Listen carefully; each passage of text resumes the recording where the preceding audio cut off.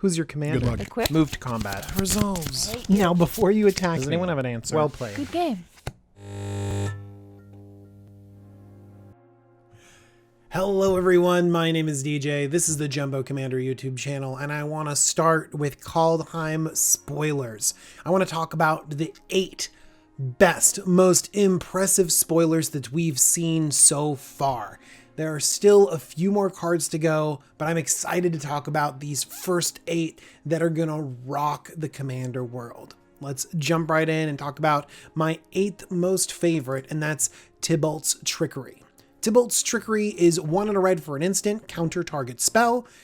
There's a little bit more to this text. Choose 1, 2, or 3 at random. They mill that many cards. That's supposed to be some protection for, shenaniganery, stacking the top of your deck and being able to predict what happens next, which is exiling cards from the top of their library until they get a non-land card. That's not the same card that they've cast already in Commander. That's not really going to happen very often. And then they can cast that one for free. Okay, so Tibbles Trickery is a great counterspell, but we already have pretty solid counterspells in red. We have Pyroblast and Red Elemental Blast. We have Deflecting Swat to sort of redirect. It's a limited counter. We also have things like Fork, which counters counters. I like Fork a lot. But we don't really have that traditional just counter target spell. And we've seen this downside be okay. Chaos Warp is a staple. We use it all the time. So why wouldn't Tibbles Trickery get that same attention? And I think it would. It also has the upside of cycling away a bad spell for hopefully something better. I know this is very risky, but it's very red. But if you draw a Mana Dork in the late game, you might cast that and counter your own Mana Dork just in hopes that you can cast something better. I like that playstyle, and I like that this doesn't just counter everything. Sometimes those decks feel so bad. Tibbles Trickery really adds a fun element to the game, and that's why it's made the top 8 at number 8. Number 7, we have Vorniklex, Monstrous Raider. I talked about how amazing this card is in my own devoted video to it. Vorniklex is awesome. It's not as oppressive as old Vorniklex. It messes with +1/+1 counters, and there's so many +1/+1 counter cards out there. People love Doubling Season, and yes, Doubling Season is a little bit broken. And so it's just riding the line of super duper powerful, but also, heck, it's just a creature, can be removed pretty easily. So slot this in your +1/+1 counter decks, slot this in your Planeswalker decks. It's going to do some broken stuff, and it's going to have a target on its back. Coming in at number 6, I want to talk about Loki. I want to talk about Valky, God of Lies. On the front side, Valky is a little bit underwhelming. It's a 2-mana 2/1. It enters the battlefield. Each opponent reveals their hand. For each opponent, exile a creature card they revealed this way until Valky leaves the battlefield. Love that it's each opponent and that you're exiling creatures. That seems really solid for Commander. It's always going to be really disruptive in some little way. Then you can pay X and choose a creature card exile with Valky, and you can make Valky a copy of that card. Thumbs up. So Valky can then transition into something a little bit more powerful from your opponent's hands. But again, this is not going to be the main mode of Valky because there's a backside. Tibbles Cosmic Imposter. Tibbles is back and he is playable. It's all we've ever asked for. Tibbles Cosmic Imposter is 5 black red for a 5 loyalty Tibbles Planeswalker. Basically, as it enters the battlefield, you get an emblem that says, hey, like, you can cast the things you hit off of Tibbles. That means that even if Tibbles leaves, you can still use the cards that you've exiled with Tibbles. So let's look at that ability. +2, exile the top card of each player's library. That reminds me of Stolen Strategy, except for with Tibbles, you have an emblem that says you can cast those and use any mana color for forever. So it's upgraded Stolen Strategy. And Stolen Strategy is always like it's been a good card. It's a really great and solid inclusion. I mean, I love playing with it. So the fact that you're getting a little bit more with this is really, really good. Okay. Then we have -3, exile target artifact or creature. And then remember, like, you may play cards exiled with Tibbles. That means that you can kill that Soul Ring, kill that creature, and then you will have access to casting that a little bit later. That's quite good. And then -8, exile all cards from all graveyards and add red, red, red. If you're hitting every single graveyard with Tibble, then you can cast everyone's graveyard eventually. They do give you a head start with 3 mana. But really, it's the card advantage and the flexibility that makes Tibble so, so good.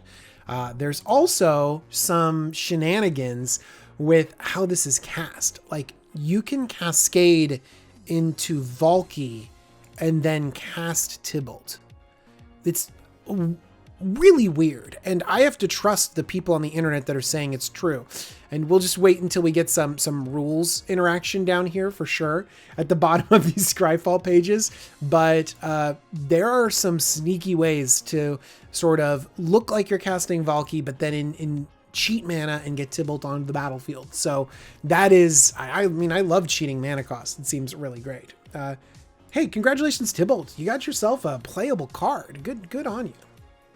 All right, coming in at number 5, we have Tor Elf, God of Fury. And by the way, let me shout out this art style and this frame. Amazing. Just some of the best that I've seen since the Ikoria comic book art. They've really made these showcase cards pop and feel unique and magic-y. I'm so excited. All right. Tor Elf, God of Fury, 2 red for a 5/4 trampling god. Whenever a creature or planeswalker an opponent controls is dealt excess non-combat damage, Tor Elf deals damage equal to the excess to any target other than that permanent. This is insanely good. I mean, we all are just thinking about a Blasphemous Act. Suddenly getting all this excess damage and then sending it at players, taking them out of the game. You know, normal burn spells can suddenly just trample over and take out multiple creatures. Tor Elf is crazy good. I did a deck tech recently about a board wipe yourself damage-based deck full of fun combinations. You should definitely check it out, but Tor Elf just slots into that deck perfectly and may take over these games. But I think just in the 99, this ability is great enough. The fact that you can send this damage anywhere is so good. I mean, I've loved getting Kervek the Merciless on the battlefield and then politically being able to send damage at different places. Like the flexibility is super duper powerful. And I think that people are seeing the big ways to win the game and then also missing out that just spreading damage around exactly where you need to throughout a game is incredibly good. There's a whole nother side to this card. There's a whole nother side to this card. Tor Elf's hammer is 1 in a red. In fact, everything is 1 in a red, making it easy. 1 in a red to cast, 1 in a red to equip, 1 in a red to unattach it and deal 3 damage anywhere and return the hammer to your hand. And the equipped creature gets +3/+0 as long as it's legendary.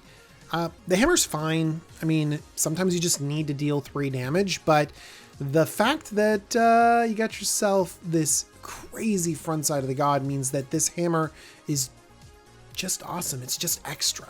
Thumbs up to Tor Elf. He's going to win a lot of games. All right, coming in at number 5, even though I'm pretty sure I accidentally said Tor Elf was number 5, is Cosmo Serpent. This is going to be a miserable finisher on many of your board states if you like playing limited, because it can't be countered. It's super difficult to interact with. It takes over the game. But that just sounds like a dream in Commander. This Serpent is 3 green, blue, can't be countered. At the beginning of each upkeep, love each upkeep, creates a 3/3 blue Serpent creature token named Coma's Coil. You can sacrifice another Serpent to tap target permanents. Its activated abilities can't be activated this turn, or grant your Serpent indestructible until end of turn. That makes this incredibly resilient, really hard to interact with, and just creates this verdant force of gaining token after token after token. And I mean, we've seen some of these effects be really good. Like, here's Verdant Force. I've played Verdant Force. The Saproling creation is good. And here we have 3, 4, 5, 6, 7 versus 8. It's less mana. It creates 3 3s and protects itself so that it can keep creating 3 3s, and the frame is better. It just blows my mind. It's 1 power less and toughness less. All right, number 4, we have the World Tree. And this would actually be number 1 if it wasn't so restricted in what decks can play it. This has to be in 5-color decks because it has all these mana symbols. But let's go ahead and read the card. The World Tree. I don't know why this isn't a legendary land. It's the World Tree, but whatever. It enters the battlefield tap, produces a green. As long as you control 6 or more lands, lands you control have perfect fixing. Add 1 mana of any color. That is amazing. Perfect fixing is great. People have played Chromatic Lantern for years just to not be able to worry about their fixing. They just want everything to work. And now it's on a land, and the only cost is entering the battlefield tapped. But of course, it has an insane activated ability too. Progenitus, that's 2 of each mana. Tap, sacrifice the World Tree, search your library for any number of god cards and put them on the battlefield, then shuffle your library. So you have a perfect card for God Tribal, but you don't need to have gods to have the World Tree be great in your multicolored deck. I'm excited to slot this into the Dragon to be able to just easily put everything together. And I don't really care if it's not getting 5 gods, in the super duper duper late game. It's just great fixing. Coming in at number 3, we have the Goldspan Dragon. This dragon is very good. 3 red for a 4/4 flying haste. Whenever Goldspan Dragon attacks or becomes a target of a spell, create a treasure token. So you're instantly getting a little bit of a refund and ramping you to your next turn in Commander. That's great. But you're actually really ramping yourself because treasures you control have tap, sacrifice this artifact, add 2 mana of any 1 color. Oh my gosh, you're just upping your treasure count. That just means that if you play this on 5 and immediately attack, and it sticks around, you can attack again the following turn, have your land drop, and then you have access to 10 mana. 10 mana, and fixes color for you. This is bonkers. Bonkers. It's so good. Number 2 on our list, we have Terragrid God of Fright. Terragrid God of Fright is 3 black for a 4/5 legendary creature god with menace. Whenever an opponent sacrifices a non-token permanent or discards a permanent card, you may put that card onto the battlefield under your control from their graveyard. Oh my gosh. This is an insane effect.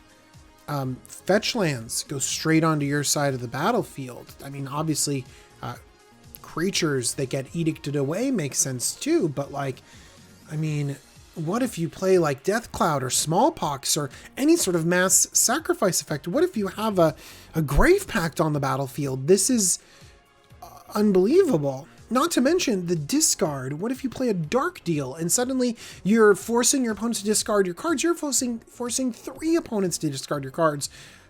This is insane. I'm kind of floored that this exists. And we're not done yet because, back with Tor Elf, the front side was the important thing. With Terragrid, the backside is almost more frightening. Terragrid's Lantern. 3 and a black for a legendary artifact. Tap, target player loses 3 life unless they sacrifice a non-land permanent or discard a card. Wizards has been using that language ever since like Torment of Hailfire, where it kind of forces them to come up with this difficult decision to sacrifice an asset that they have or lose some life. Okay. The crazy part is that this has 3 and a black untapped Terragrid's Lantern. So with infinite mana, you just win the game. You could have this in your command zone, and if you ever assemble infinite mana, you win the game. If this ever, I mean, if it's, you could hit the battlefield and then suddenly you just edict or wheel or whatever, and then you basically have this crazy Rise of the Dark Realms. It seems like this plays on 2 different axes that are incredibly powerful. I don't know. I'm not sure if I'm excited to play with it or kind of frightened. It's all about being frightened because it's the God of Fright. I don't know. I can see this not being fun, but also remember, we do have, this is restrained. Like, this is a god that can easily die again. It takes 5 mana to hit the battlefield. Dark deals another 4 or 3, I forget. So there are some hoops that you have to jump through, a lot of mana to be able to get your advantage. But I mean, you just stall and you make everyone sacrifice everything. And then when you assemble your combo, you win the game. And who cares if, you know, Terragrid's Lantern costs 8, you have infinite mana. This is busted. So what makes the number 1 card if this is so busted? Well, let's take a look. Number 1, we have a Seca God of the Tree. 1 green for a 1/4 legendary creature god with vigilance. Tap to add 1 mana of any color. Other legendary creatures you control have vigilance and tap to add 1 mana of any color. So we got a mana dork in our command zone. Now let's look at the backside. It's Wooburg, the Prismatic Bridge. You can basically have this crazy enchantment in your command zone. And I am loving this design space. It's so cool. At the beginning of your upkeep, reveal cards from the top of your library until you reveal a creature or planeswalker card. Put that card onto the battlefield and the rest on the bottom of your library in a random order. This is an Oath of Druids in your command zone. This is a Maelstrom Nexus thing. This is cheating stuff into play.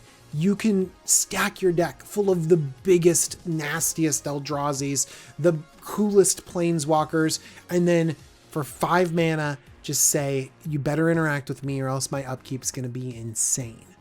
I love this card, and I've already built a deck around it. And so if you're interested in seeing the Prismatic Bridge deck, let me know in the comments down below, and I will share that deck with you. It cheats some crazy stuff into play, and it is a fun deck. All right, Kaldheim has not finished releasing yet. There are a ton more cards to come out, and so I wouldn't be surprised if I have 8 more cards that I want to highlight in this set. It's been really great so far. I want to thank you so much for watching. I also want to thank Dragon Shield. They have some amazing new sleeves. Check out the way these things look. They are awesome. You should pick them up if you can. They come out later in January, but they are perfect for your new Kaldheim deck. And if you want to buy these, you should buy them at Cool Stuff Inc. because Cool Stuff Inc. sponsors the Jumbo Commander YouTube channel. They're an awesome company, and if you use the coupon code JUMBO5, you'll save 5% off your order. I also need to thank my patrons because they make this show happen. Thank you so much, patrons. And thank you for watching. Tell me about all of the great Kaldheim cards that I haven't mentioned so I can make another video featuring this amazing set. All right, everyone. Talk to you later. Bye-bye.